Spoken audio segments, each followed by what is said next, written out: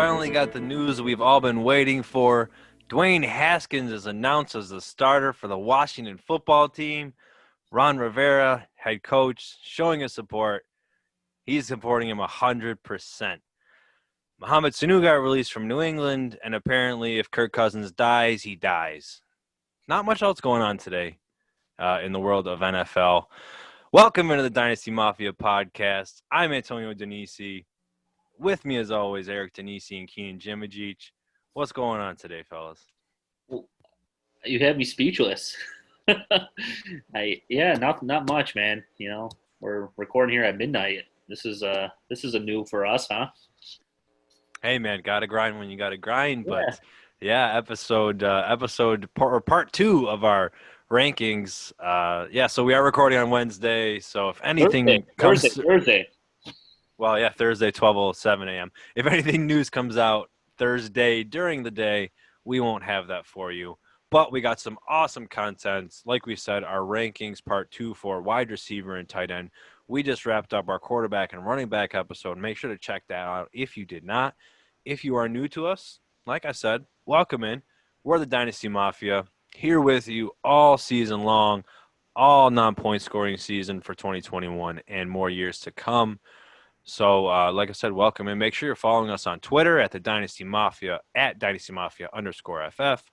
Check us out on YouTube. We're looking pretty fly right now. Got our coffee, got our mascara on to make sure we're not so puffy with our eyes, right? Yeah. When's the makeup team coming here again? They're coming in. And to our listeners who have been with us through thick and thin, appreciate it. Episode 11, I think we're at right now. We're moving along. Lost count. Yeah, lost count. So many. No, but honestly, appreciate everybody with us. So with that being said, I think we're going to start it right into our wide receiver rankings. This is all PPR, as we were doing with our last episode as well. So top 12, pretty easy. Number 1 wide receiver, Calvin Ridley. Consensus. Oh, I'm sorry. Michael Thomas. Oh, I was going to say, what is going on right now? I didn't know you loved him that much, though. Oh, man. I mean, he went as a wide receiver 5 in one of our drafts this weekend, guys. And I love Calvin Ridley. Everybody knows I love Calvin Ridley. My jaw dropped when he was drafted at number 5 overall wide receiver. Which league? That was in WWE League. Who did that? Do you remember? Lou. No, Nick did. Well, I mean, a Terrari, you know. Yeah, it was a Terrari. I mean, come on. Man. No, he's not number 1, but he is going to be talked about today in our episode, folks. So get your Calvin Ridley binoculars out. Anyways, like I said, Michael Thomas is our number 1. That's pretty obvious for everybody across the board, I'd say. He's going to be MT the way he is. Probably not going to do what he did last year because that's insane, but he's the only other person that can get close to it. Now, our number 2 wide receiver, unless you guys have something you want to jump in, because Michael Thomas does deserve to be talked about, at least have something good mentioned. I got nothing. I mean, it's going to be another great year for him. Yeah, I mean, if he gets unless he gets injured, I don't see him not being number 1. I mean, that whole offense. Especially with if Drew Brees plays the full year. Yeah. Brees missed a couple games last year. I know he was still great with Teddy Bridgewater, but it doesn't hurt that Evan Brees, for the whole season. So yeah, hey, they still got a good backup too, even if Brees does get hurt. Yeah, and they got Winston now as a backup, so probably better than Bridgewater. So I don't think there's much to talk about. So no, I just wanted to make sure that we're keeping his spirits uplifted because when you're at the top, it is tough to stay at the top. I guess what I could mention is, if something happened with the Kamara contract situation, Kamara does hold out, they might have to lean on the pass game even a little bit more. So, I mean, only positive things for Michael Thomas. That's true. I mean, like we said, Kamara returned to practice on Wednesday. We're probably expecting some type of news to be out as of this episode. But if not, and it does go south, you're not wrong there. All right, number 2, Davante Adams. I know Davante Adams and Tyreek Hill seem to be kind of fluctuating that 2 and 3 spot. We do have Tyreek Hill as our number 3, but Let's talk about Devontae Adams. So kind of a down year last year. He did miss 4 games. Aaron Rodgers kind of struggled.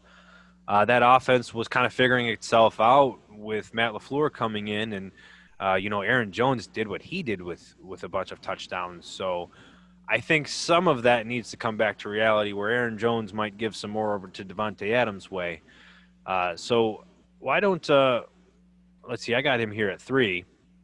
Keenan, you also have him at 2, and Eric at 2. So Keenan, why don't you say why Tyreek Hill deserves to be under Devontae Adams? What was that? I'm sorry. Why don't you tell us why Devontae Adams deserves to be over Tyreek Hill? Yeah, and I'm jumping ahead of myself here. Yeah. Well, I mean, what Green Bay did in the draft is just, a lot of question marks there. They didn't get Rodgers any help, and I think Rodgers is definitely going to rely on Adams even more this year because Rodgers wants to show the Packers coaching staff and management that he's still Aaron Rodgers, and I mean, who do they have over there in Green Bay besides Adams and Jones? You got a bunch of no names players trying to build an NFL career for them. I mean, I guess even Rodgers came out today. I guess he's given some credit to Marquise Scanlan for having a breakout training camp. Can we take that into any account, or is this going to be the Devontae Adams show over there in Green Bay? I mean, like I said, I think Rodgers is going to rely on him even more this year to make sure that who's the quarterback they drafted? Why can't I think of his name right now? Jordan Love. Yeah, Jordan Love. To make sure Jordan Love does not take over quarterback 1. And, players like Aaron Rodgers, they're going to make sure that if they are going to be, released from the team, they're going to do it on their own terms.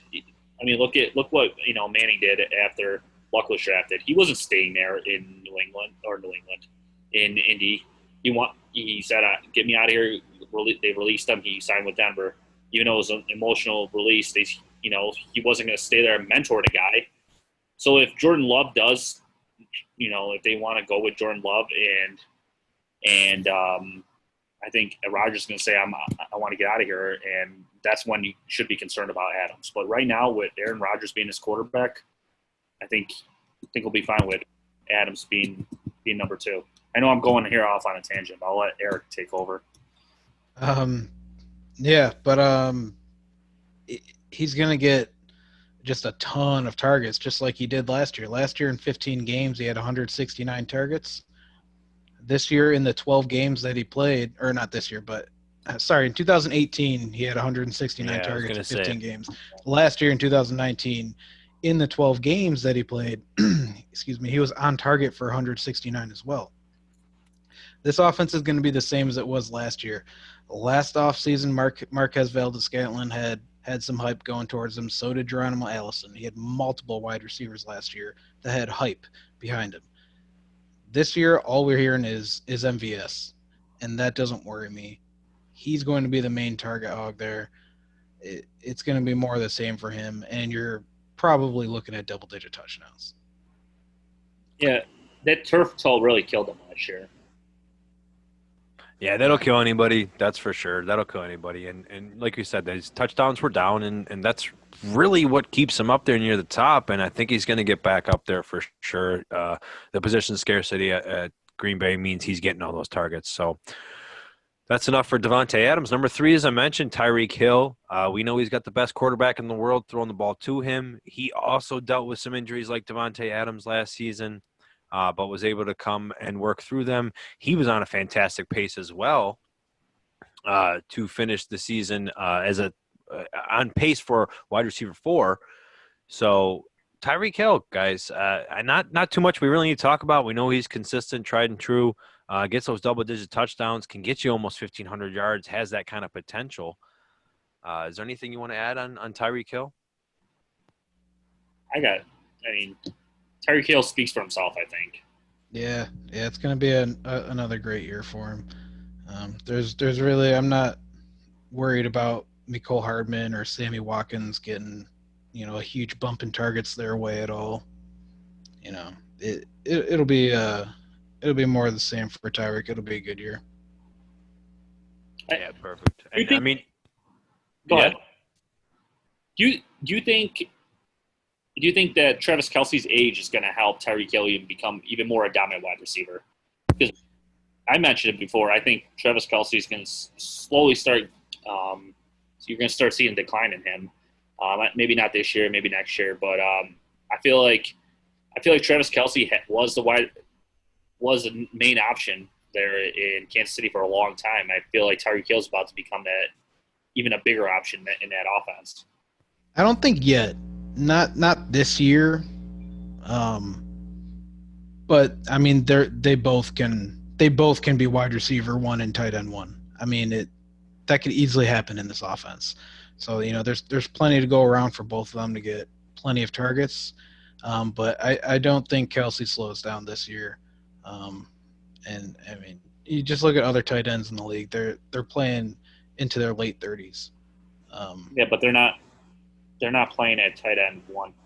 Yeah, but he's going to be still one of the best tight ends ever, but he's it's still younger. positive He's though that still he's in great. early 30s. So Yeah, but it's a good thing though that he is as great as he is because he's in the middle of the field. He's not where Tyreek's going to be, so we don't have to worry about that. And I'm sorry, he was what I meant to say when he was on pace for that wide receiver four. It was on a 16 game pace in the 12 games. It was wide receiver four. He was on pace for. So I mean, he's going to do great, and that was a couple games without Mahomes. So. Um, Tyreek Hill, a lot of yardage, that kind of capability. Our number 4 wide receiver also has that capability with Julio Jones. He's always going to be that 1 or 2 spot to lead the league in yards. Now going into age 31, what do you guys think for Julio Jones? I mean, we have him up there at 4. Obviously, most of the other guys behind him are not going to be as old as he is. So, do you feel like we have him too high, maybe, or well, is I guess Julio? I should go because I have him at 7. Yes, you do.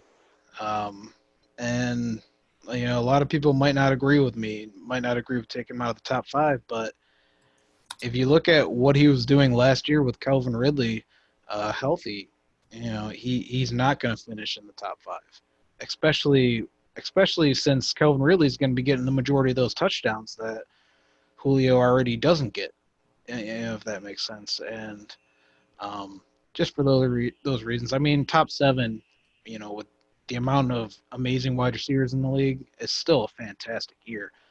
But um, but yeah, I have him down there. Where do one of you have him at I 3? have him at 3, and the only Okay. reason I have him at 3 is we always talk about how great Julio Jones is, but he has never been that great in the red zone.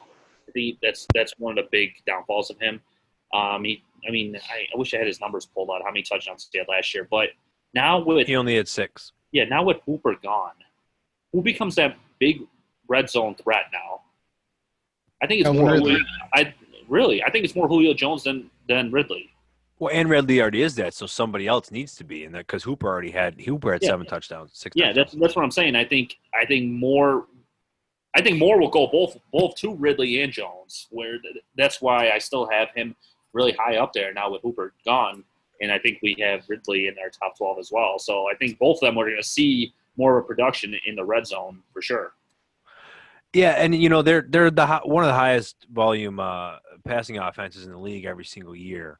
And like we've talked about last episode with Matt Ryan, excuse me, going into his second year with Dirk Cutter, they're going to throw the ball a lot. They're going to progress a lot. And even if Julio gets 150 targets, he can still get you over 1,400 yards. So if he does that, and then that touchdown gets a little bit higher, like Keenan's saying, to maybe that 8, 9, even 10 level, of course he's going to be top 5. And that's why he just has such a safe floor because of that yardage potential. He's going to get you 90 catches. I think even Calvin Ridley can make that leap with Julio still doing as well as he is, because 2 great receivers on the same offense, it's possible because another offense showed us that last season, and that was the Tampa Bay Bucks with Mike Evans and Chris Godwin, both having 2 of them finish as top 10 wide receivers, and we have. Could you guys see 3 teams having 2 top 12 3 teams having 2 top 12 wide receivers potentially, with the Bucks, the Falcons, and the Rams? Is there any other? I mean, there might be any other teams you could think of. Cowboys. I mean, that would be tough to see, I guess, if you can get Gallup and Amari in there. But they might be the next one I would think that would be close. I don't know. That would be real interesting. Yeah. Well, but I mean, DeAndre Hopkins is our fifth wide receiver, and he's got Christian Kirk, who also kind of had an underwhelming year, but had a great rookie year. So I mean, there's a chance that he could at least be a top 24 wide receiver. So, but with DeAndre Hopkins moving over to Arizona and Christian Kirk kind of being there, do you think with him being at 5? I mean, I'm the lower one on DeAndre Hopkins, so I'm kind of skeptical on maybe him having that same production in Houston that he had in Houston. But Keenan, why should DeAndre Hopkins be up there? Why should he be a top 5? It's DeAndre Hopkins, man. Come on. I mean, the last few years, he's the only wide receiver that got 30% target share. And I mean, that was in Houston, but I think that offense is going to slowly. It's gonna turn to rely on Hopkins more. I mean, Christian Kirk got most of the targets last year. I mean, you got aging Larry Fitzgerald. I just think I think they're going to rely on him, just like Houston relied on him. I mean, you don't. Do you really think that that offense is not going to form into relying on him, even count on him more? Does that make sense? I think they're just going to count on him to make those plays that they never had a receiver like Hopkins before. So I think they're going to use him, and they traded for him for a reason. No, it does make sense to me. Let me say something. Hopkins has seen at least 150 catches since 2014. Targets. Yeah. There's no way that. Why can't I think his name? You just said his name. Kyler Murray? Yeah, no. Cliff Kingsbury. Yeah, him. There's no way that he traded for him and he was not going to give at least 120 targets to DeAndre. Because look what Hopkins did to help Deshaun Watson become what Deshaun Watson is today. And I think he's going to rely on Watson. I'm struggling over here. It's 12:25, people, at nighttime. I should be in bed. But there's no way that Arizona's not going to rely on Hopkins to help Kyler Murray take the next step, kind of like Houston did with Deshaun Watson. Yeah, well, you kind of proved my point, though, when you said even if he gets 120 targets, that's my fear, is that he might get 120 targets. I currently have him out for 137, so not too crazy, but he's not going to see 30% target share like he did in Houston. He, like you said, was the only person in the league that really did that. That's because that offense was designed that way. This offense doesn't do that. They're more of a spread offense. They're more of a very fast-paced offense. And I can see DeAndre Hopkins getting, well, like I said, in the 130s, but if he gets 120, let's call it a worst case. You give him his career average yards per catch and his touchdown rate. He's got 1,060 yards on 78 catches and only 8 touchdowns. That sounds like an all right year, right? Well, that's not a top 5 year. And that's what might worry me with Hopkins. But, of course, that's what we said as a floor. But I don't know. That's why I have him as 7, so it's not too far down. But he's currently what kind of percentage target share do you think he's going to get? I have him at 24 with 130 targets. Okay, so I mean, I personally think they're going to be. I personally think I have them at about 25%. I think they're going to be closer to 600 attempts. So I believe, I don't have it in front of me, but I believe I had him for about 150 targets. Yeah. So and I get that, but I mean, they have Kenyon like Drake. You said, well, they're spread offense, fast paced. They're going to be passing it a lot. They're going to be running a lot of plays. But they have running backs that can catch the ball too, and they have a lot of wide receivers in there. That's why I think, and like I said, Christian Kirk, I think he can see almost 120 targets. So that's where that might come into play. But you also, it's going to be tough, I think, for Kirk to see 120. He hasn't been in that offense with a wide receiver like DeAndre Hopkins. DeAndre Hopkins is going to demand like that 25% target share. And I mean, I guess it's possible for Kirk. Like, I still have Kirk for having a pretty good year. Yeah, but Kirk was the wide receiver one for the most part last year, and it showed that he was getting that target share as well. So I think Hopkins coming in helps Kirk because of his rookie season when he did well, but it will also help Hopkins. They're But both going to do well. I think it was more so just because nobody else was there as to why Kirk was getting those targets. How many targets did he get last year? He's a good wide receiver, but he's absolutely nothing compared to what Kirk Hopkins got, is going to bring. 130? He was on pace for 118. He got injured. He missed a few games. 118? Yeah. But he only got 106. But yeah, no, you're right. I mean, Hopkins could have higher, like I said, yards per catch. I'm excited to see what he does, but right now that skepticism just has him a little bit lower for me. So let's move on to the aforementioned Tampa Bay Buccaneer wide receivers. We have Chris Godwin at 6 and Mike Evans at 8. Let's just talk about them both together, why don't we? I've got Mike Evans at 4, which I know is a lot higher than most are having. I mean, Keenan's got him at 11, and Eric's got him at 11 as well. So, like, I'm a big reason that he's up there. But I want to let you guys talk about Chris Godwin first, since, you know, Keenan and Eric have him at 6 and 4, respectively. So Eric, why don't you start with Chris Godwin? Yeah. Obviously, I still think they're both going to have great years, both in the top 12. But you know, I think there's a chance. You know, I know you think Mike Evans is going to have, you know, the higher touchdown count there, but I think there's still a good chance that Godwin, they could both potentially have double-digit touchdowns in this offense. If not, you know, I believe last year Godwin had 9 and Evans had 8, which I know it'll be different with Tom Brady.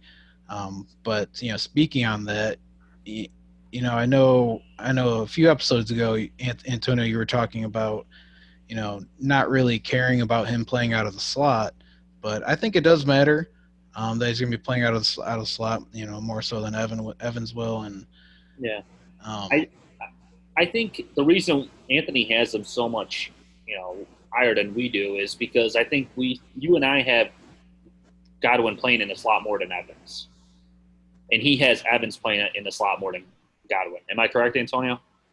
Oh, 100%. Because we know Tom Brady loves his slot receivers, especially in the last, you know, few years with Julian Edelman. But I see Godwin in the slot more than I see Evans, honestly. I think Evans is more of that physical wide receiver that you will see, you know, make those plays by the sidelines, where I see Godwin more in the middle of the field, you know, catching the ball and taking it 20, 30 yards. I think that's where the big difference is between me and Eric and you. It is, and I have Chris Godwin at 11, and it's no disrespect on the talent. Trust me, I love him, but there's not a 5,000-yard passer on that offense anymore like Jameis Winston was, and that's why they both can't do what they did last year. Now, they're both going to see pretty similar targets, at least in my opinion. But the way I see this is Chris Godwin was the first wide receiver to finish in the top 5 in PPR with under 130 targets in the last 5 years. So you know that you got to get at least 130 targets, which is kind of why I was also talking about Hopkins and his potential issue for 120 targets. So if Godwin doesn't get his 130 or Evans doesn't get their 130, one of us may be wrong or have to be wrong from at least a statistical standpoint. But speaking of Chris, like on the way you were saying with the slot, he does play a lot more in the slot. He had the second most points in the slot. So I know he's going to do well, but he's not a Julian Edelman or Wes Welker slot receiver. He's more of a downfield slot receiver than a traditional one. And now you add Gronkowski, you have O.J. Howard. They're going to crowd the middle. That's where Godwin's already looking to go. If he doesn't, they move him to the outside. Well, now you don't have him in the slot where he's going to see as much targets and get as much receptions. Now, he's great with the yards after a catch. He's so fast. He's a big player, and he's great. Reminds me a lot of Juju, as I've said before. But that's what worries me. Mike Evans, I think he's going to get the targets. I think he's going to get that downhill trust from Brady. He's just going to throw it up and get it. He's going to be a nice red zone threat. He proves it in and out. He can get 40-plus yard touchdowns. You know, I've mentioned it before. We've seen Randy Moss do really great things with Tom Brady. I'm not saying he's Randy Moss, but that was the last time he had a receiver of that kind of a caliber. It's in 2006. He doesn't have the arm to throw that ball anymore. Hey, he just needs to throw it 40 or 50 yards and let Evans do the rest. Did you see? Bruce Arians' offense, like I've said, the stats I've had before were the quarterbacks in that offense seem to have career high pass attempts. Now, Brady thrown over 600 a few times. I think they might get close to that, but that's why I think Evans can get 140, 150 targets. Did you say that Evans had more slot time than Godwin? Or No, he's all primarily outside. yeah, because Godwin played 63.4% of his last year. It's just that he doesn't throw to slot receivers traditionally that much. And if they have Gronkowski and OJ Howard on the field, with the 12 personnel, are you really going to put Godwin in the slot right next to your tight ends? No, you're probably going to put him outside. And that's the only reason why Godwin's going to be great. I just don't think he's going to return that top 5 value again. But you have Evans in top 5. I have Evans 4th because I think Evans is going to be the one that's going to get over 130 targets. I think he's going to get double-digit touchdowns, and he's never had under 1,000 yards in all 6 seasons. So I think that's going to continue for sure, and that's why I have him at number 4. I hope so. It's You guys know I love me some Mike Evans. I know you do. It's gonna be real fun to watch that offense, and they just added Leonard Fournette, like we talked about. It's a coin flip on because you're making good points, Antonio. I just for Evans, and I want to be able to see it, but the tight end point is what really got me thinking a little bit. And that's the thing. Yeah, that's exactly what it is. Like, they don't have Gronkowski and O.J. Howard, very talented tight ends, to not have them play. I know Gronk's older, but he's going to be on the field as a decoy, if anything, and Godwin's not going to be lined up right next to him because then you're going to ruin any ability for Mike Evans, who can be doubled. But maybe we got both of these a little high. Maybe we better put both of these guys down a little bit. No, I really think one of them is going to be top 5 and one of them is going to finish outside the top 10. I don't think they can both do it again, but they're both going as our current consensus ranks. That's how they're being drafted, as 6 and 8. Godwin 6, Mike Evans 8. So, like I said, I think one of them is going to have to make people upset, and one will make them happy. So in between Chris Godwin and Mike Evans, our number 7 consensus, Kenny Galladay, Mr. Smooth Man himself, led the league in touchdown receptions last year. What can this 26-year-old, whom the Lions sound like they're hoping to extend and keep him around for a while, what can he do this season, guys? What can he do to top what he did last year? Can he get 1,500 yards? He only played 8 games with Stafford last year. We talk about Calvin Ridley taking that next step all off season, and maybe even last season we talked about it. But I think this is the guy that's going to take that next step. I really do. Who else do they have in Detroit? Marvin Jones is going to be back from his usage, but besides that, there really isn't. Just Danny Amendola and Hawkinson hopefully taking a leap. And Stafford coming back healthy, Stafford's a great quarterback. I'm still shocked that team hasn't won a playoff game with him at quarterback, and with all the talent they've had throughout the years. Well, back to Kenny Galladay. This to me is Calvin Ridley to you, Antonio. I think he's about to take the next step. Like you said, he's led the league in touchdowns, which is great for fantasy. And he did that without Stafford being healthy for 100% of the year last year. Yeah, I agree. Yeah. I love Galladay. I have him at 6, but I almost feel like I should have him higher. He could very well lead the league in touchdowns again. How many games did Stafford play yet? Did we have that handy? 8. He played 8. 8. And Stafford was on pace to finish as a quarterback 2, I believe. Yeah, Stafford was on pace for 670 attempts. That's not happening. He had 116 targets last year. Galladay did without Stafford throwing him the ball, obviously the whole time. 1,200 yards and 11 touchdowns. That's got to go up if Stafford stays healthy. Really? Remember the first game that Stafford was hurt, and David came in and he threw a touchdown pass to him. I think it was the first play. I remember watching that and I was like, "Oh my gosh, did this really happen?" I sat Galladay. I was so mad.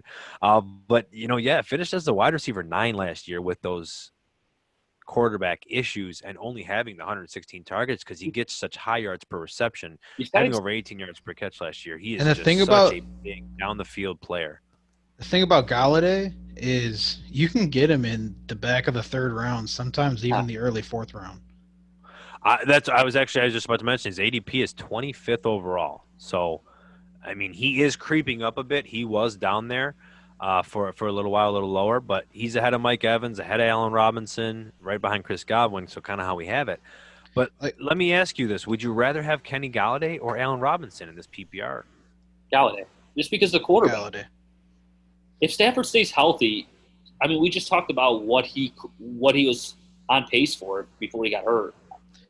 Yeah, for me, it's the quarterback and the touchdowns. Besides DeAndre Hopkins, who was the last wide receiver who played really well with a bunch of no-name quarterbacks? Can you think of one? Yeah, there hasn't been much to perform like Kenny Galladay did. That's for sure. Yeah. I mean, maybe Allen Robinson, to be honest with you. Yeah, I feel like I'm always down on Allen Robinson, and I don't know why, but well, he won't be talked about in this episode, so all three of us collectively are down on him. Currently going as a wide receiver 9, Allen Robinson, but our wide receiver 9, Juju Smith-Schuster, looking for a bounce back year after Pittsburgh in general kind of went downhill when Ben Roethlisberger got injured very early in the season. Currently going as the wide receiver 15. Finished last season as wide receiver 60s. he finished that low. I don't even want to say it. What'd you say? He finished that low. He was not. He did not. Well, you got to remember he was injured, so he didn't play a full season. They had Mason Rudolph. They had Devlin Hodges, but yeah, he finished as I'm able to just kind of keep hopefully going down. But no, yeah, I mean, and then Deontay Johnson, James Washington had their seasons of coming out a little bit, but he was 65th, only in 12 games. So, but that's the point though. He had 552 yards and 3 touchdowns, not too much, but with that horrible quarterback play. So you bring in Ben Roethlisberger, Juju Smith-Schuster was a top 6 wide receiver in 2018. I know he had Antonio Brown, but he had over 160 targets, which he could totally see again. So if he can see 100 catches and get you over 1,300 yards and borderline double-digit touchdowns, why wouldn't you get him, as a wide receiver 15? I mean, he's a league winner in my mind. And with Big Ben coming back, you're gonna see the old Juju back before Big Ben went down last year. I think that's a big thing. We just talked about it with Stafford going down and how he's going to help Galladay out. I think that's the same case over here with Big Ben coming back. I don't think there's no way Juju's going to end up at 60th. I don't care if that happens. I mean, then Juju's a big bust, but he's definitely going to demand the ball more. I understand. They've signed Eric Ebron. They drafted Claypool. But I think he's going to be the number one guy there for sure. He's going to demand the ball more, and I think having more talent also line up with Juju is going to take some pressure off him as well. Where there's more talent to cover on the field. You just said a couple wide receivers made a name for themselves last year, and now they drafted another one and they signed a big red zone target tight end. I think it's going to help Juju out too. Yeah, and like I said, wide receiver 15. I mean, the man is a league winner. He can be a top 5 wide receiver. If you go running back, draft yourself Juju and Calvin Ridley, Juju and the next guy we'll talk about, DJ Moore, Juju and Mike Evans. Yeah, I wanted to mention that when we were talking about Galladay and Mike Evans. Yeah. Imagine if you're if you're pick 8, 9, or 10. Taking 2 running backs and then coming back with Mike Evans and Kenny Galladay. Could you imagine if you got Miles Sanders and Kenyon Drake and then Kenny Galladay and Juju Smith-Schuster? I mean, championship. Oh man, actually, I'd go Juju and DJ Moore for that PPR. Man, that would just be great. And you go get Austin Eckler. I don't know. I'm going too far here, but I'm just excited. That's just the PPR. It's just this year is built for the back end round drafters, I believe. I really think it is. I mean, I know you can get Chris McCaffrey in the first pick, but I don't know. I'm going crazy because I want to talk about DJ Moore. One more thing. If anything, if he's not who we think if Juju doesn't have that great of a year, his numbers are going to go up no matter what from last year. 3 touchdowns and only 552 yards. They got to go up, right? That's a great point. If you're drafting him as we just said, like the wide receiver 15. So if you end up getting him as your wide receiver 2, and he doesn't do that, he could still put up close to 1,000 yards and maybe 6-7 touchdowns. But I don't see any world where he's getting you less than 70 to 80 catches with a 16 game pace. So I think he has a good floor to get you close to 15 or better. So like I said, I want to talk about DJ Moore here, people. We need to talk about him more in general. DJ Moore is my number 5 wide receiver. He's fantastic. It's just plain and simple. I mean, he had Kyle Allen, one of the worst downfield passers last year. And he had, in a 14-game pace, he had 1,200 yards and 3 touchdowns. Now, the 3 touchdowns is the problem. That's where the issues are as to why he finished, or 4 touchdowns, sorry, is why he finished as wide receiver 16. But like I just told you, that was in 14 games. You give him 2 more games, he's easily going to get you 100 catches.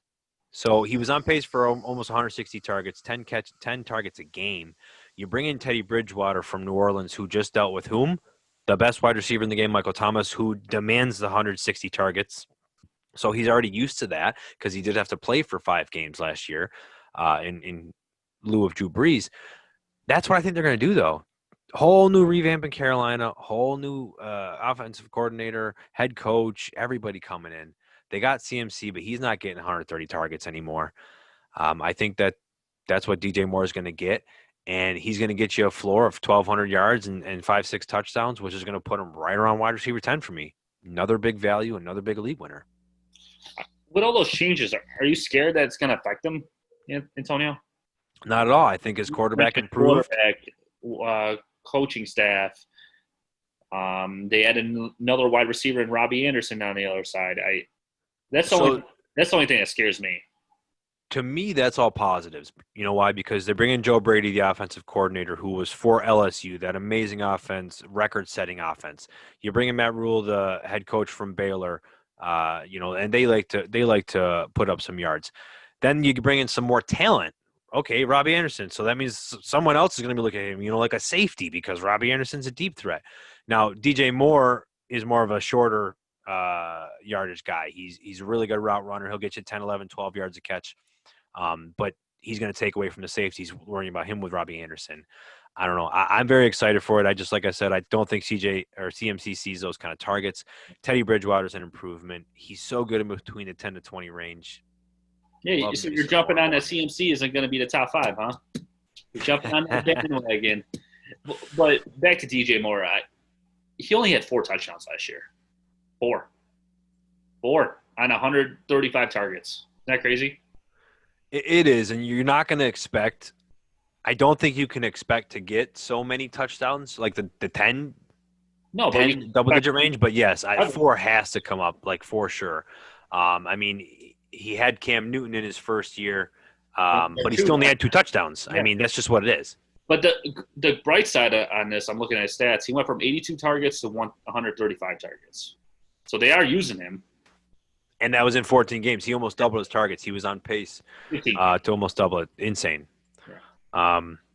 Eric, we're going to have you talk about our number 11 wide receiver. Eric, are you sleeping over there? It's yeah, man. On the clock. Yeah, you better wake up. Nah, man. I can't get any words out. You guys are yapping, I just wanted you to save the best for. I just wanted to save the best for you, Eric, because you're a little low here on Amari. We have him as our not a little low, but lower. We have him as our 11 wide receiver here. So I know you like your CeeDee Lamb. I know you like Dak Prescott. You love that Dallas offense, and you're a little lower on Amari. So why is that? Like you just said, it's my love for CeeDee Lamb and knowing that Michael Gallup has, top wide receiver, talent. There very well could be 3 top 25, top 20 receivers in this offense.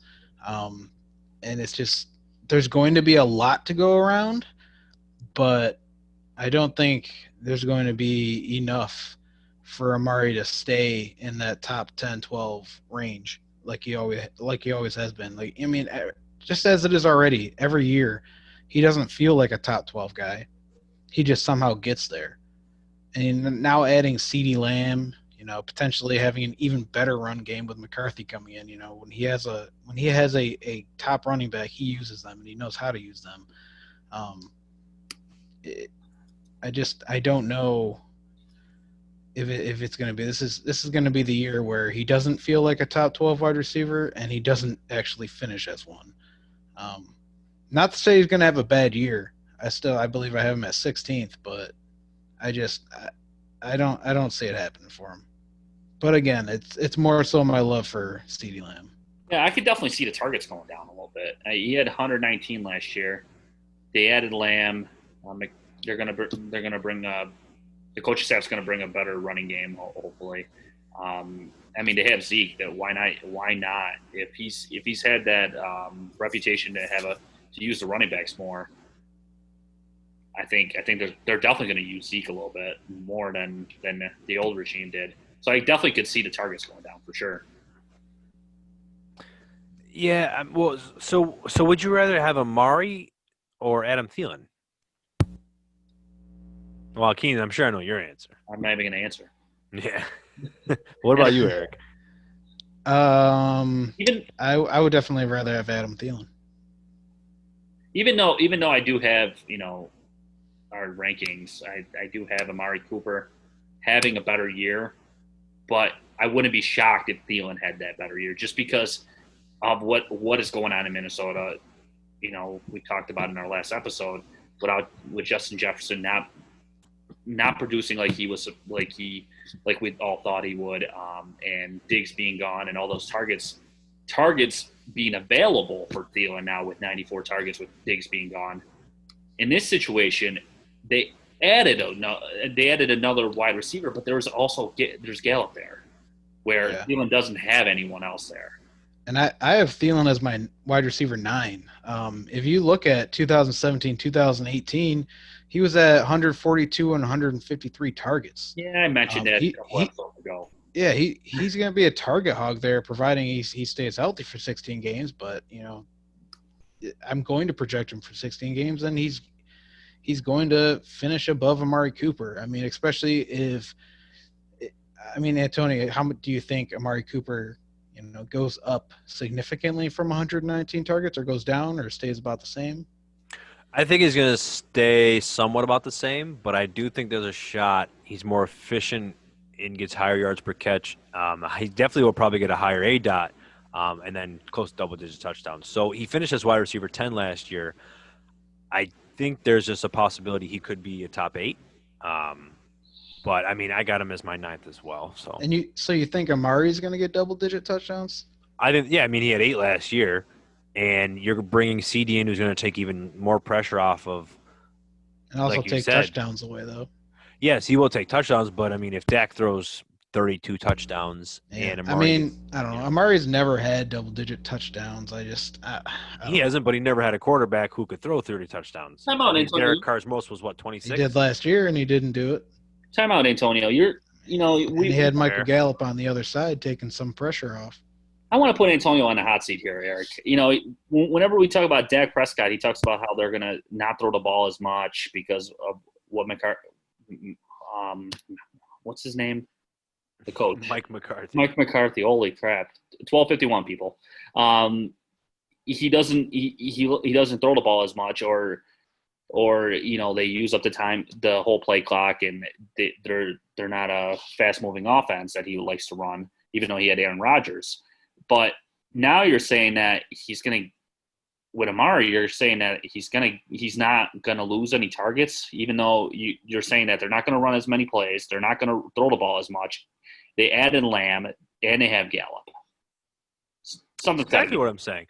I mean, something's got to give here. How many targets do you think CeeDee Lamb's going to get? I mean, you got to remember Randall Cobb was there, Jason Witten was there. That's a lot of targets there. That's over 130 targets. Yeah, but you're saying they're not going to throw the ball as much, but you're still. Well, let's say if he threw 596 times, if he throws the ball 580 times, they still have 100 plus targets to give to CeeDee Lamb, Blake Jarwin, who already had 40 plus.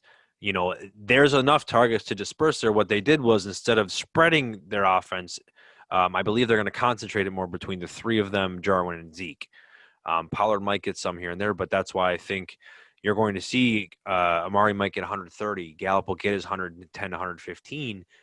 And then that's where you'll see CD maybe have 50 or 60, and then everybody else will get theirs. So you got Amari. You think CD will only get 50 or 60 targets? I don't think CD's going to get as many as people think. No, I mean, you got to remember 60.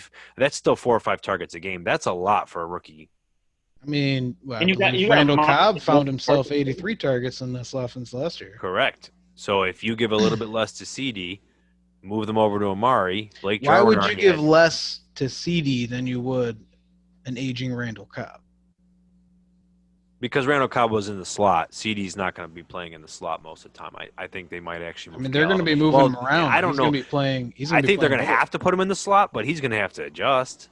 I mean, he isn't primarily the slot guy, but Gallup plays the outside. Amari can play the outside. Maybe Amari's even in the slot. I mean, actually, they did mention Amari. Now that I remember, he's going to play the slot a bit more, which is going to get. They said they're going to be playing CD all over the field. Well, they are too, yeah. But I mean, earlier in the training camp, they were talking about putting him in the slot. So I don't know. I think that there's a good chance he could stay the same and finish exactly where he was, which was wide receiver 10. So that wouldn't put us too far off. But I think we should move on to our final wide receiver. Hold on. Antonio, why don't you take this one? Yeah, I'll keep talking. Don't worry. I love to be talking. Well, I mean, the last few people I really I'm infatuated with. DJ Moore is a big fan of mine. I'm a big fan. And Mike Evans. And now number 12, Calvin Ridley. I know I'm beating a dead horse here, people, but you can't tell me you don't like listening to it. If he's not in your top 12 yet, we're all doing something wrong. Like I said, he was on pace to finish as wide receiver 16. He 114 targets, 78 catches, 1,065 yards, and 9 touchdowns. That's a great pace for a second-year wide receiver. Now going into his third season, I mean, I don't know what else to tell you besides he was on the same pace as Julio Jones for targets. They got rid of Mohamed Sanu and Austin Hooper. They brought in a backup tight end from another team whom they wanted to pay a second-round pick for. So I'm sure he's going to get some targets, but not enough to pull away. They bring in Todd Gurley, who's an aging running back with some arthritis. So hopefully they'll run him to the ground. But even if he gets 70 targets, Calvin Ridley is on pace to see 120. He might even see 130 targets. And like we just said, a stat of 130 targets could get you borderline top 5. I'm just asking to give me 12. Just put him in the top 12. That's all I want. And I think that we see the last 2 years, his yards per target's going up. He's gotten 10 touchdowns. I mean, he's the guy that takes them from Julio. So I think he's got double-digit touchdown ability every single year. He's just amazing on the field.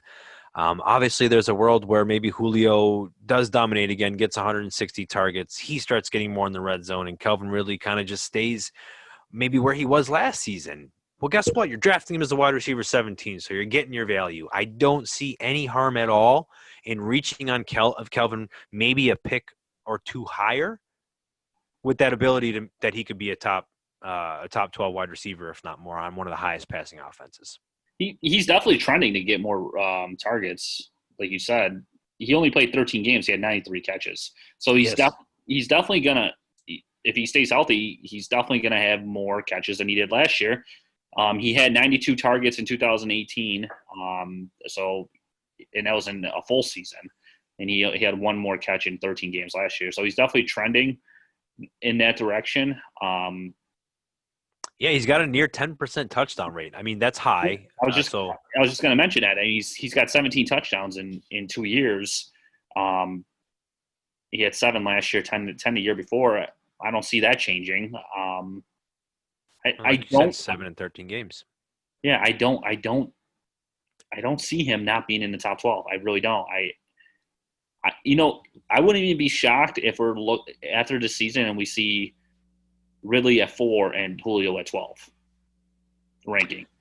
Keenan, it's funny that you mentioned that because Roddy White was the number 1 before Julio got drafted, and they drafted Julio when he was 30. Roddy White, that is. And now Calvin Ridley got drafted when Julio was 29. Now Julio would have had a major breakout in year 3, but he got injured. Year 4, He had over 160 targets, almost 1,600 yards, and 6 touchdowns. Now, I don't think that's going to happen with Calvin, but that's just me saying that, Matt Ryan made that transition from Roddy to Julio. It might be another year till he makes that with Calvin to Julio, but darn it, there's a chance he could do it. You're not wrong. And, man, that'd be amazing. Yeah, I got Ridley at 15. I think it's going to be next year, not this year. Which, I mean, 15 is still great, but I still think it's going to be Julio's the Julio show there, and that the only top 12 for depressing Ridley thing could come next year. The only depressing thing about all this is if Dirk Cutter, if Atlanta does well and they put up a crazy offense again, Dirk Cutter's going to leave and Matt Ryan's going to start square one again with a new offensive coordinator. It's the only frustrating part. But if you want to know what we're talking about, make sure to catch that on our last episode when we talked about Matt Ryan. So that's going to end out our wide receivers. We're going to shift over to our top 12 tight ends. I think I just want to wrap up with wide receivers here. The key point I think you should take away is in a season like this, especially in a PPR2, try to go get your running backs early and then make sure you just go wide receiver heavy if you want for the next 5 rounds. I mean, if you go 2 running backs and draft 5-6 wide receivers and then go running back all over again, I mean, you could be looking at some pretty high upside, low floor or high floor teams. So anything else from you guys on the wide receivers? I got nothing. I'm just thinking who's outside of our top 12 that can potentially be a top 12. I have Cooper Kupp at 12. Yeah. Cooper Kupp's up in there. We got Robert Woods is close on there. I think we have Adam Thielen was our 14th. Yeah. And I have AJ Thielen Brown's at 9. 15th. Yeah. Odell Beckham was right on the back there. A lot of good guys that can creep up in there, except not over Calvin Ridley. Which is also another good point. We just said 3-4 more names that could be in the top 12. That's why you should draft those running backs early and then load up on wide receivers at the end. And I made that mistake in one of our drafts. Now I'm upset. Oh, I took Godwin. That you did. Yeah, I had to. Oh, man. All right. Moving on to tight ends now. So tight ends, not too much really to talk about here at the top. Kind of chalk going right down. I mean, you can interchange 1 and 2, George Kittle and Travis Kelce. You can interchange 1, 2, and 3. Ooh, Mark Andrews at 3. I mean, he can be argued maybe to be up near the top if you want to make that case. I don't want to make that case. I'm just trying to find my bold yeah, he has has an ability going into his second year. He definitely looks like he has a lot of ability to break out and become like a Travis Kelce-esque type of player. The thing that scares me about him is he had 98 targets last year.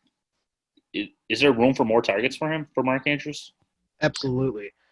In that offense? I mean, there's already there's reports out of training camp just saying that he's unguardable. He's unstoppable, and he's dominating people. I mean, we see those reports all the time. I'm just saying, I feel like they have so much power now. I mean, first of all, you have Lamar Jackson, who's a running quarterback. But these reports are coming from the actual players, people actually playing against him. So that's different to me than coach speak, for me. And it training camp reports. You could whatever. But I just feel like running quarterback. They have a lot of young wide receivers there. They even drafted did they draft a wide receiver this year too? Devin Duvernay. They drafted a few of them. Yeah, James. But Brooks. also they got rid of Hayden Hurst. Yeah, that's going to add some more tight end. I just feel like, and they should throw the ball more. I mean, they're not going to throw it under 450 targets. That's what we think. We would hope. But like I said, until that happens, we got to consider Lamar Jackson a run first quarterback. And I feel like if the offense stays the same like it did last year, I feel like 98 to 110 catches is the ceiling for that. Targets. I'm sorry. Yes. Yeah. Well, I guess that was 24% of the targets. I mean, that's a lot. That's wide receiver 1 numbers. That's why, does it bother you that he was like the wide receiver? Like, he basically was what Travis Kelce is in Kansas City, except now they have Marquise Brown coming up. I mean, and that's my point. Are they going to use Brown more?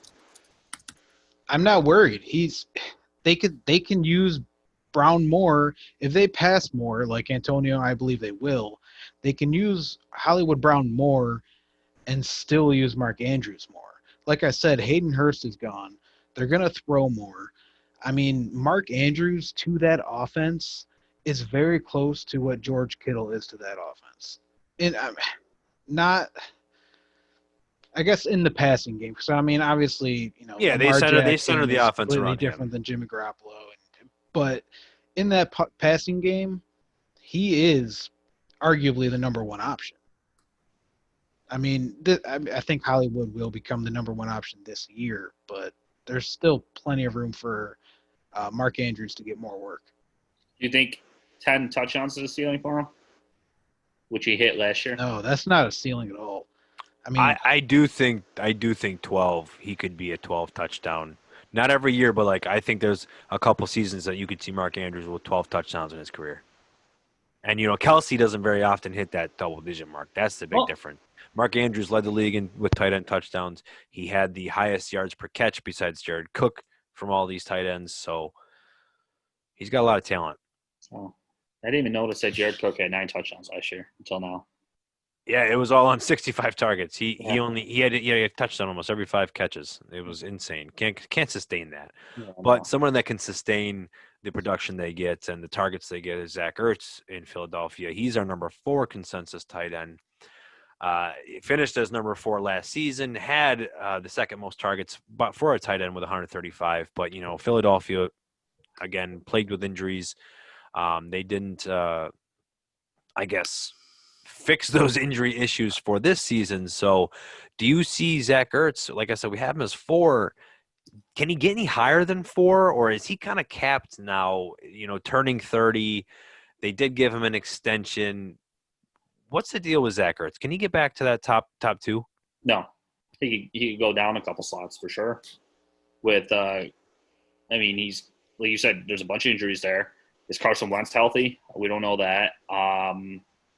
And Goddard, who we saw last year is up and coming. He's going to take targets away from him if he stays healthy too. So I don't see Zach Ertz jumping Mark Andrews, who's who we just talked about, is very they rely on him a lot. Definitely not over Kelsey, definitely not over Kittle. Both those offenses are going to rely on those 3 tight ends. Where I feel like Zach Ertz, he's got Goddard there, and I feel like they don't use their tight ends as much as the other 3 teams do.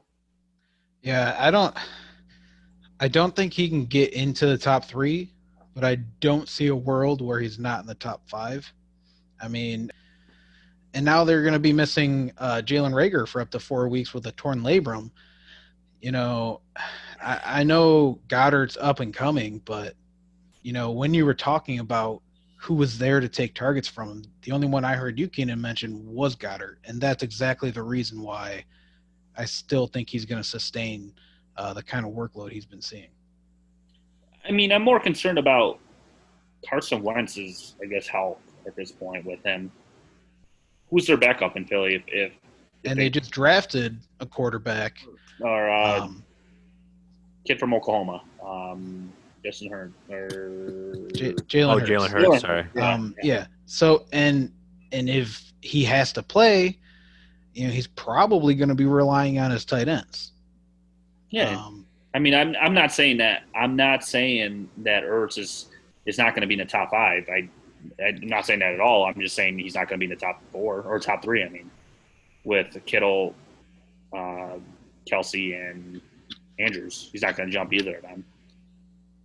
Yeah, that's all I'm saying. I know I traded Ertz this past offseason, but that was just because I wanted another player and I had the tight end depth. But I also wanted to get ahead of the game in a dynasty league before he's 32 years old and I don't have any value for him.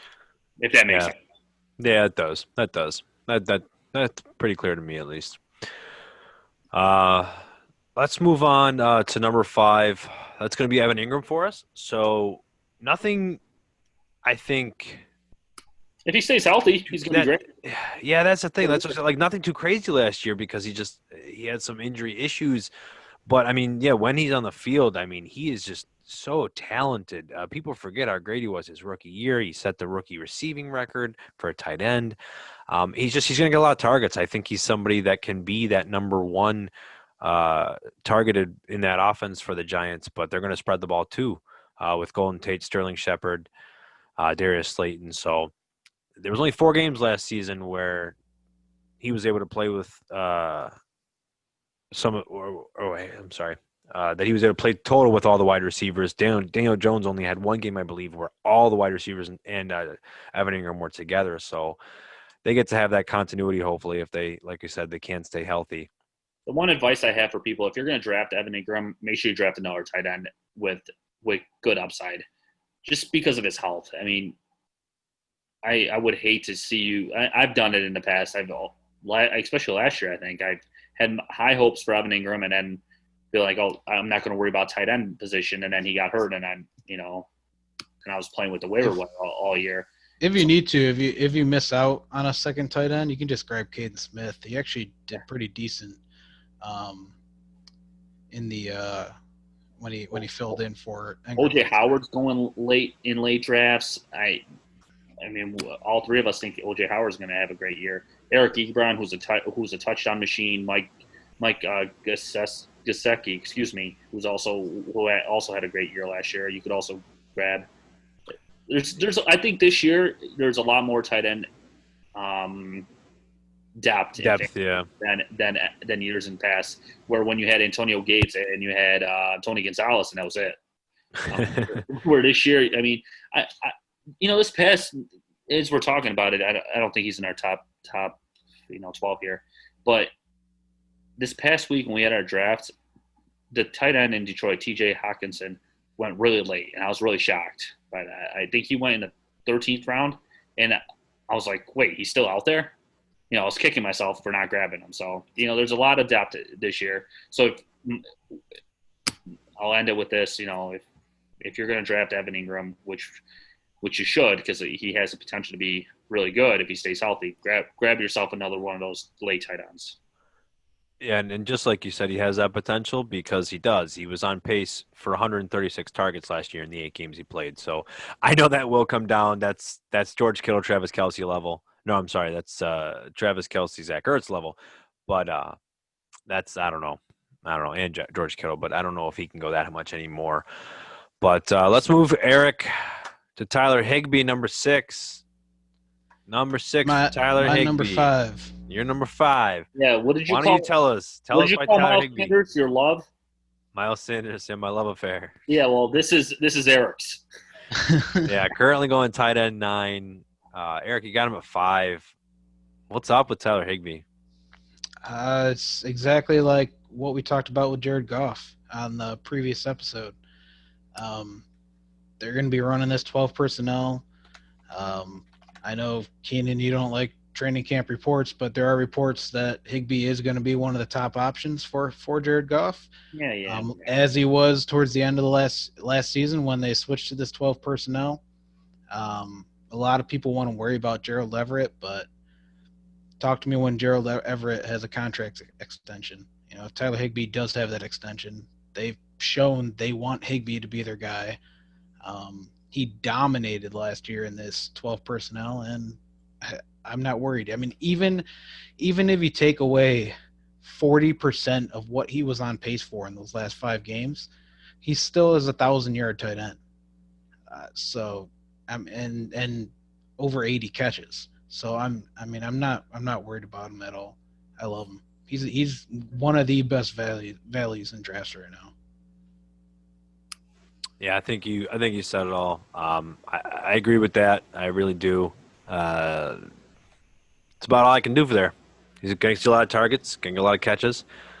Number 7, Darren Waller for the Las Vegas. Same thing. Got a lot of targets last year. Going to get a lot more targets this year. Well, not a lot more. He's going to get a lot of targets again. Tyrell Williams is looking like he's going to be out for the season. So that's going to open it up for him. Brian Edwards came in as a draft pick, Henry Ruggs. So familiarity with Darren Waller and Derek Carr should continue to have him get some targets. But more number 8 touchdowns out of them would be nice, huh? Only 3 last year. Yeah, that would be, but that's the thing. He seems to be a big between the 20s guy. Yeah. When they get to the end zone, it was just tough for them. And then So they you're, have Josh Jacobs. so you're saying he's a wide receiver converted into a tight end? That's pretty close. It sounds I mean, weird, but it sounds like what was he he was. drafted as a wide receiver? Yeah, that he was. It's where Yeah. the late bloom came from, being 27 and finally coming out. But yeah, him and Derek Carr did show a connection, and there's Mariota came in, and even if Mariota happens to take over, I think that he may like to use Darren Waller as well, just like he did with Delaney Walker in Tennessee. All right, I'm going to ask you the same question I asked you with Mark Andrews. 117 targets. Is that the floor or the ceiling? For Waller, Yeah. man, that's definitely the ceiling in my opinion. I think he gets. I got him 101, so I think he squeaks just past 100 again. I think last year was a lot. I do. Yeah. So I think he's going to come down a little. Yeah. But great find. If the targets do come down, hopefully the touchdowns go up. Hopefully he gets, two more touchdowns to kind of equal that out. And I mean that's very possible. But I think Darren Waller, I think people are going to reach on him in some drafts. So I'm a Darren Waller guy. I think Antonio, you and I made a trade, and I think I traded for him. But I think people are going to draft him a little higher than he should be drafted. Yeah, I agree with that. And I think another player that might be going a little bit higher than they should be is Hunter Henry, our number 8th consensus, number 7 here in Fantasy Pros that we're checking out. I personally have him as my tight end. Well, getting a little laggy here. It's going late. My tight end 11. So 1:16 a.m. people. We are committed to bring you the fantasy. We're still going. Info. Don't worry. What time did we start today? 8:30. Oh, so it was something like that. We had to get some crunching in the day. But so Hunter Henry coming into his 5th year, always had some hype on him every single year. Never played 16 full games. Now that he doesn't have Phillip Rivers anymore, I don't know what to think. He was on pace for the most targets that he's had in his career last season. But last season's last season. It's all old news. They got Tyrod now. He's never really shown someone to favor a tight end. So if you have him, you have Mike Williams, you have Austin Eckler, you have Keenan Allen. So he could potentially be the fourth option for a Tyrod Taylor-led offense or a rookie Justin Herbert-led offense. I'm out. I'm out on Hunter Henry this year, personally. I loved the guy his whole career so far, but it's kind of unfortunate with how they wound up. I hope I'm wrong with him. I do, but I'm out on Hunter Henry. You just mentioned, we'll move on after this point. He had Phillip Rivers his last 3 years, and I know he wasn't healthy for the whole season, but the highest targets he received with a Phillip Rivers run offense is 76 targets. And do I see 76 with Tyrod? I mean, that was 76 in 12 games. You're right. I don't even know if he can get 76 in 16 with Tyrod. And that's who has him? Who has him high? I have him at 11th. I think. Who has him up there? What is he? What are we? He's 7th on Fantasy Pros, and he's our 8th. He's our 8th. Yeah. So what is that? Keenan, you're high on him? Keenan's got him 8th. Yeah, I got him 8th. I'm not. I mean, and you got him 10th. Yeah, it just worked out to where he wound up being our right around the 8 because we had some how do I word that? I guess disagreements. Blanking here, yes, on our last 3 or 4 tight ends. Thank you.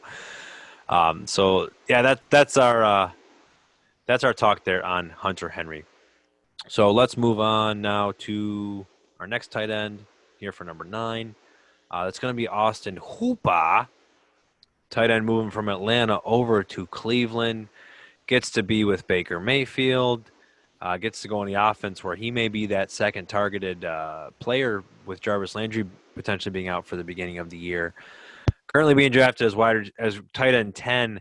Every draft I've done, I mean, he's going way later than that. So yep, I got him in the 10th round over the weekend in our big WB draft, and I thought that was really, really good value for me, especially what Baker can do, what Baker can be as a quarterback.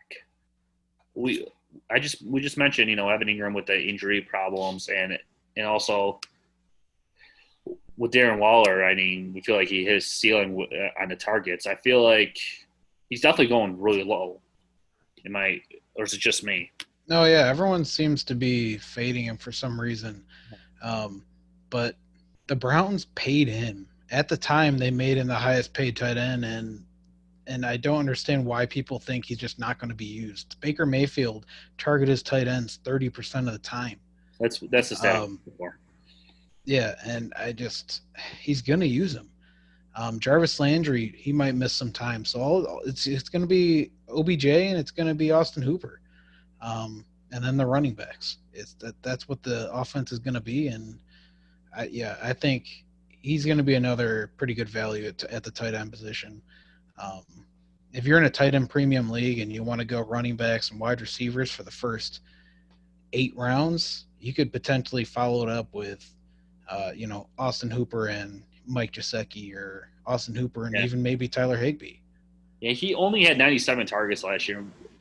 Where well, that's a lot. I wouldn't say only. I mean that's a lot, but I think that's not the ceiling for him. For Hooper, you're saying? Yeah, for Hooper, where we just he got hurt too, so he missed games. Yeah. That's true. He played only 13 games, but I could see him at around 120 in this offense.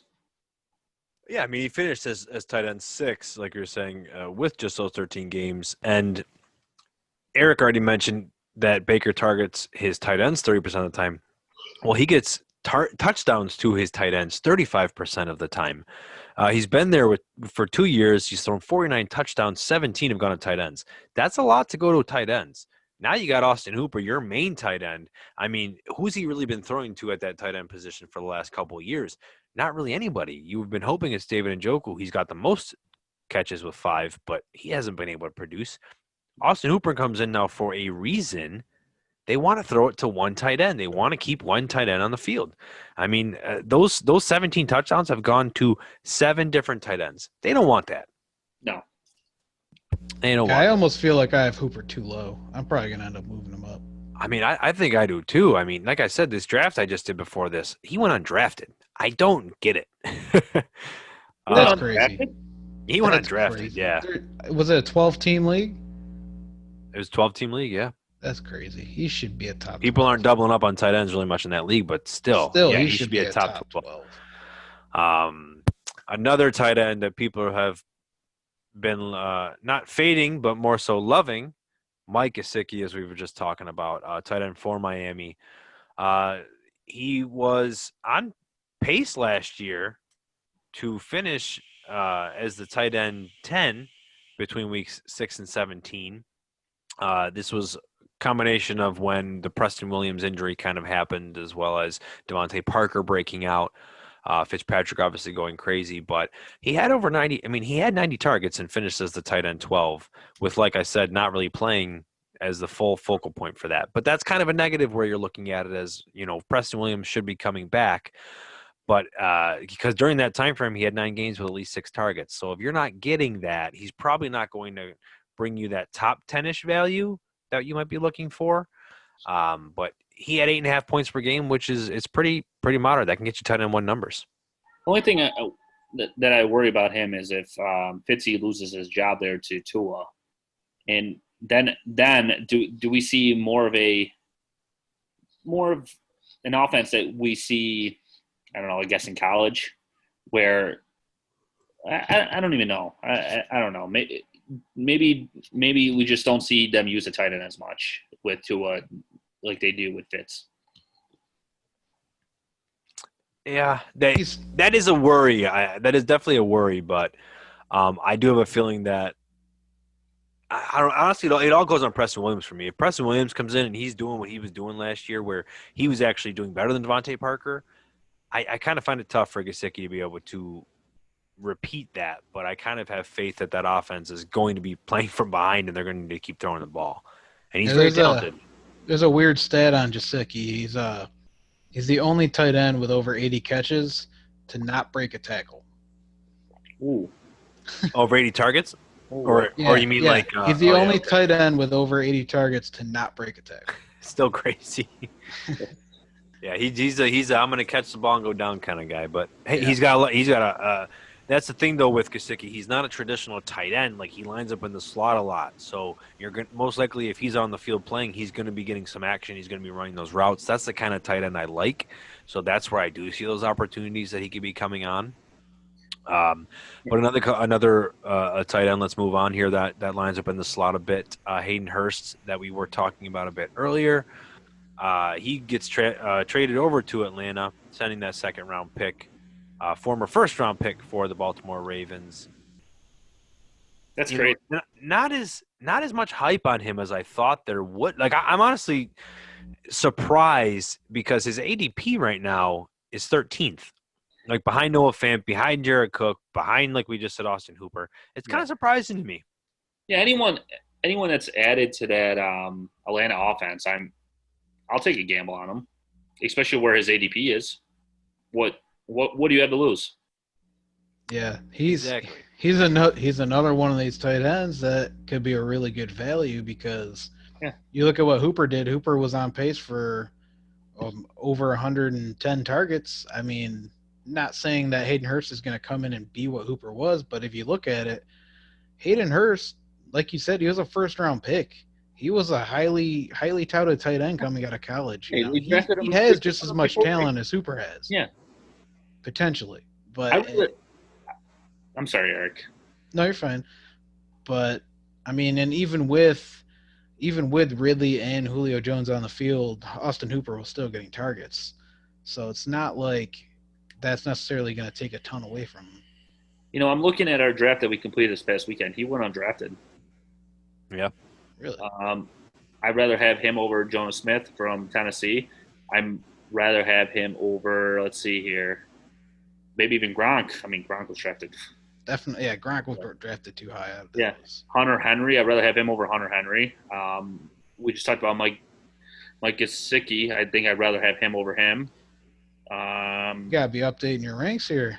Yeah, I know. I'm just like looking at everything. I'm just thinking to myself, like, my rankings are gonna change every day. Just thoughts that go through my mind and stuff that I read. I'd rather even have him higher than Tyler Higbee. Oh, just kidding. But no, I honestly, I'm shocked that he went undrafted. I'm looking at our big board here. And we were just talking about Austin Hooper, 97 targets in 13 games. Yeah. I mean, even if he gets just the 97 that Austin Hooper had, Hayden Hurst is going to have an efficient and productive year. So, I mean, call yourself a skeptic on Hayden Hurst or say you're fading him and he doesn't get 97. He gets 80 targets.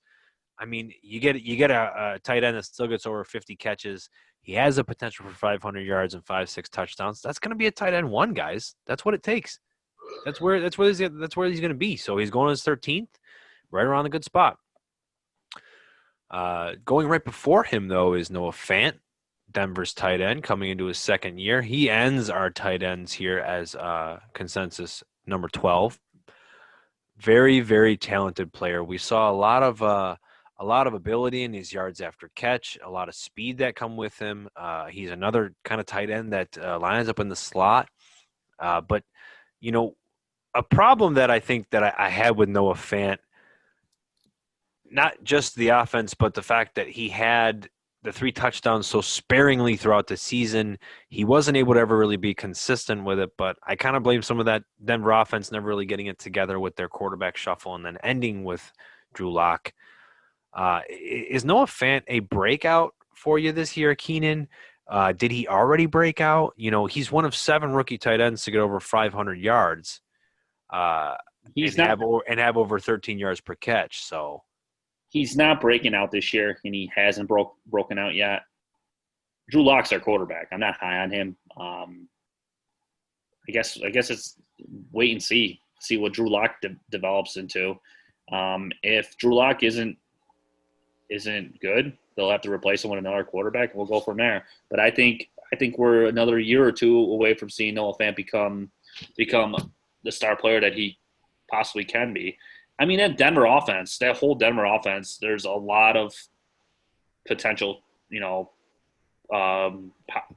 potential on paper. A lot of question marks all around, from the quarterback position to the wide receiver position to even the running back position. So I guess the whole Denver team is a wait and see.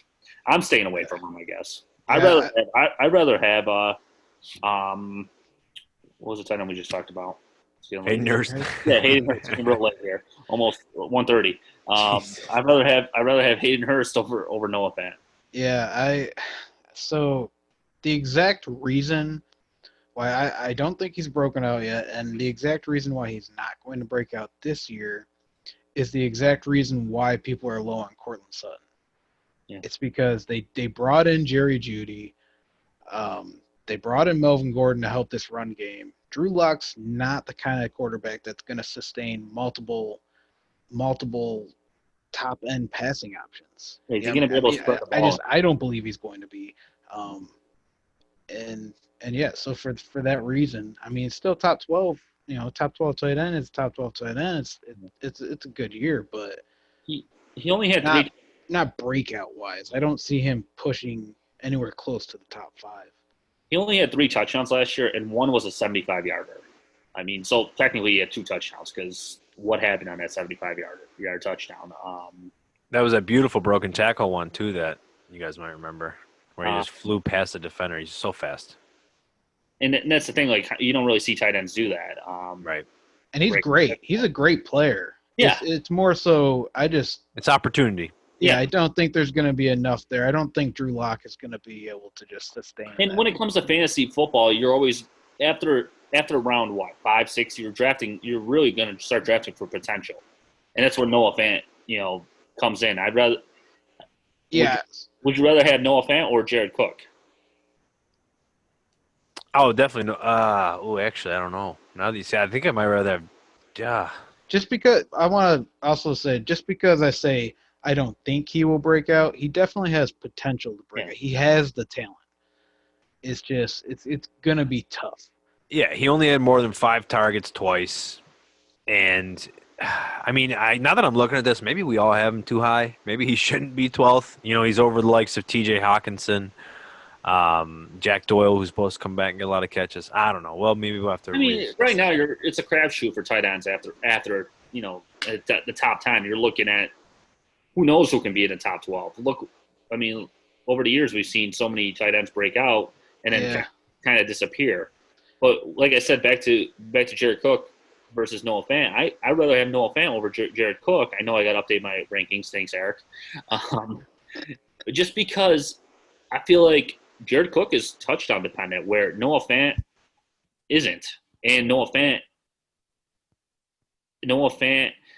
he doesn't have the quarterback that Jared Cook does in New Orleans.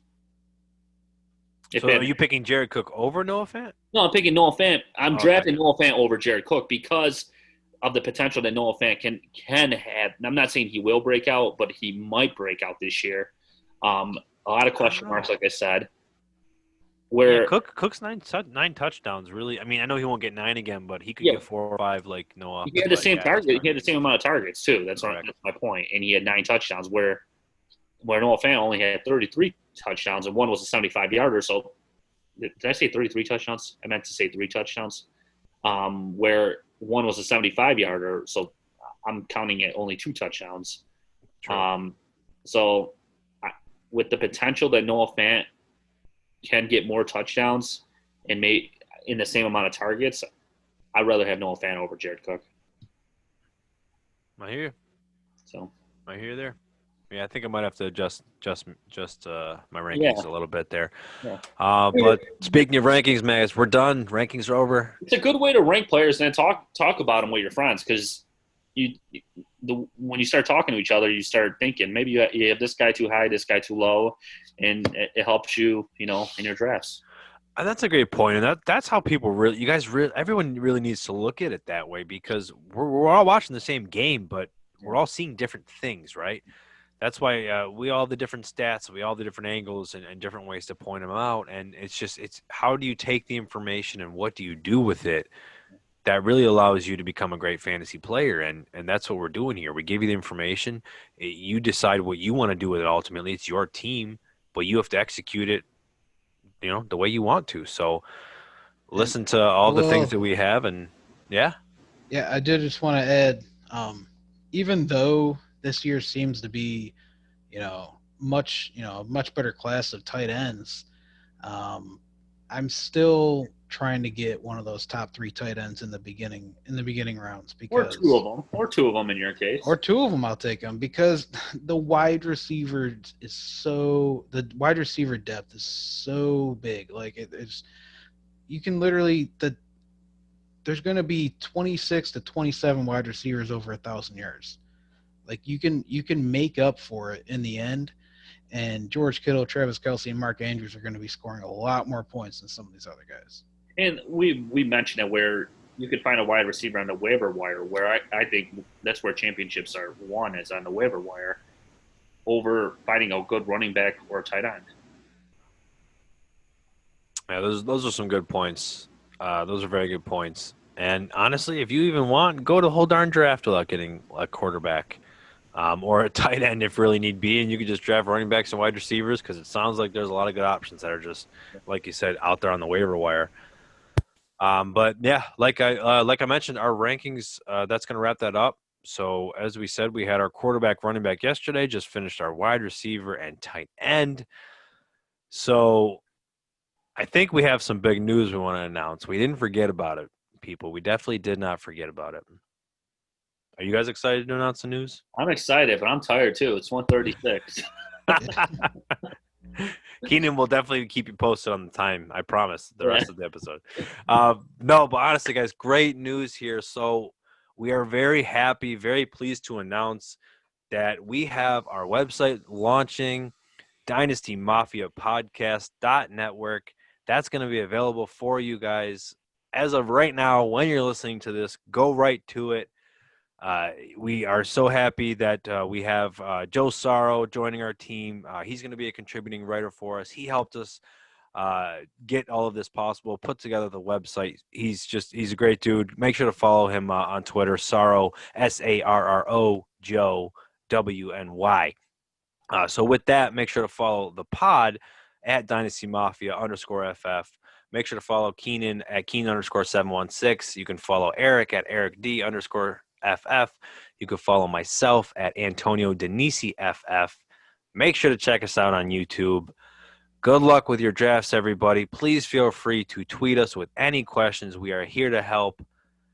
But without that, we'll talk to you guys one more time before the season starts. I can't believe it's already here. Go get some sleep, you guys.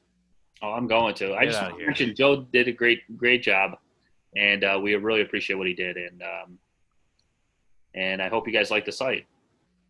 Yeah, we'll be writing articles. We'll have our rankings up. We're gonna get our dynasty rankings moving there. We've got a lot of good stuff we're hoping to bring to you folks. So any feedback's always appreciated. We're always looking to improve. Stay humble, stay hungry. So with that further ado, Mafia out.